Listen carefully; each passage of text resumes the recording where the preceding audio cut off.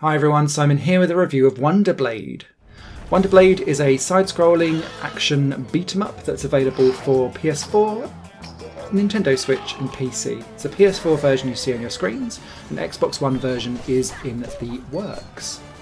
The game is a single-player adventure game that sees you taking on and battling a variety of different enemies, getting increasingly madcap and crazy through a cartoonish world that reminds me very much of a mashup of Castle Crashers with the graphical style of the Kingdom Rush tower defense games, if that makes sense. You might have played some of those on PC.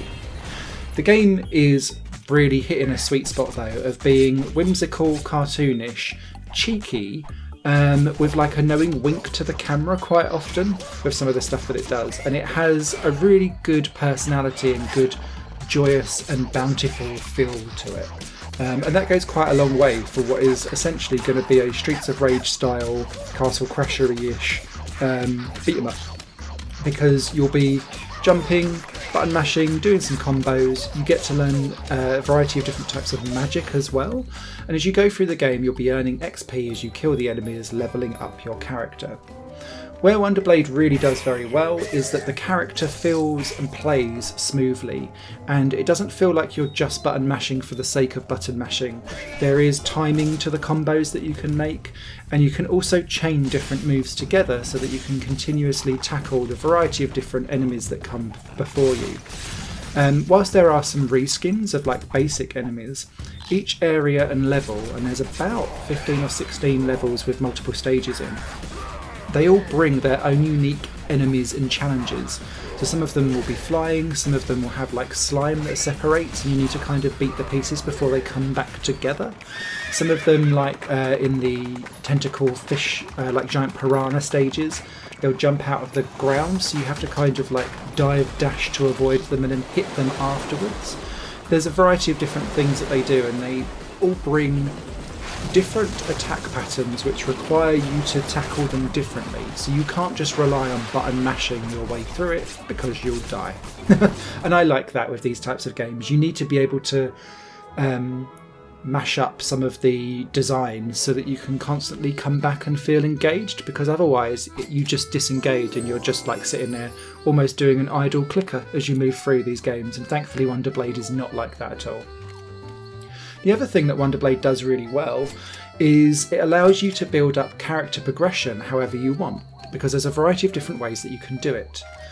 The first thing is that when you level up, you're given two kind of stat upgrade points per level that you can then apply to strength, HP, magic or critical attack.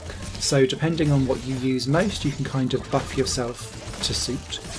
You'll also then get like passive new unlocks for either improving what your magic does, improving your block and dodge times, or you could improve your damage of your different types of magic or unlock new moves, and that's like in a separate section to the upgrades that you've got as well, and you get to play with both whenever you level up.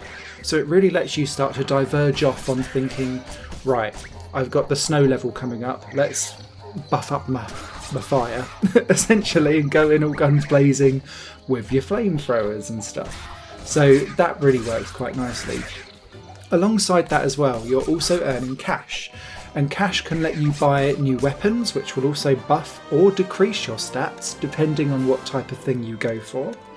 But you can also then buy pets, and those pets come with a variety of different kind of background traits as well. So some of them are more attack based, some of them will be more defense based or buffery based, some of them will be heavily geared towards a certain type of magic. And then the last thing that you can also do is then change your outfit, and your outfit, as you unlock or buy new masks, will also change how you play as well. So some of them will let you like buff up your electric, one of them will buff up the ice magic, one of them will give you a double attack, but it will halve your HP. So it just really depends on your playstyle and what you're wanting to go for as you see fit to kind of go through the game. What's also really good is that the game kind of levels up its challenge as you level up. Each new stage you can kind of replay a couple of times to try and get some extra XP so that you can level up, so that you've got more kind of health available or more strength available. But the game kind of levels up its progression alongside you, so you should never feel like you have to go back and grind the game several times over just to get to see the next world, if that makes sense. If you play tactically, you will be able to progress through this game with not relative ease, but you'll be able, the challenge meets you as you go along, if that makes sense. So the levelling up of the enemies matches the levelling up of the character. And if you do kind of think, oh god, do you know what, I've leveled up my character completely wrong and I want to change it, you can kind of restart it all and kind of level up yourself again in a different format if you want to.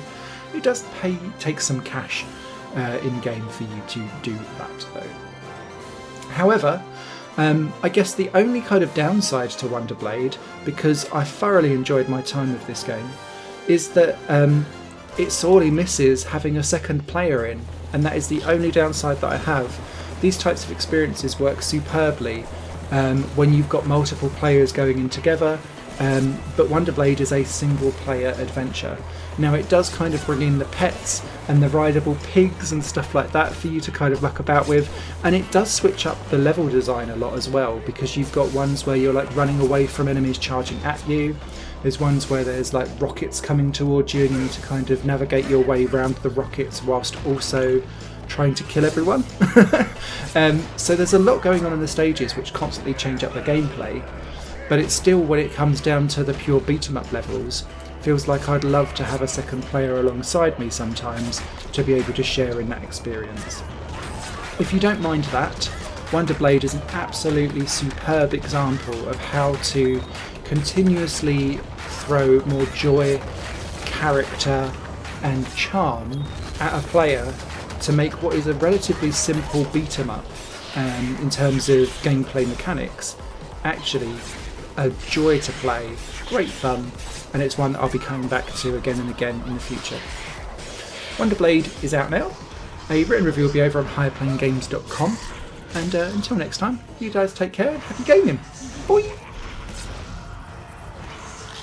Higher Plane Games is part of the Higher Plane Network, a collection of media projects ran by me. If you like what you see and want to find out more, visit patreon.com/Higher Plane Network. Your support can make so much more possible, be that a like, a comment, a share, or a pledge. Thanks for watching.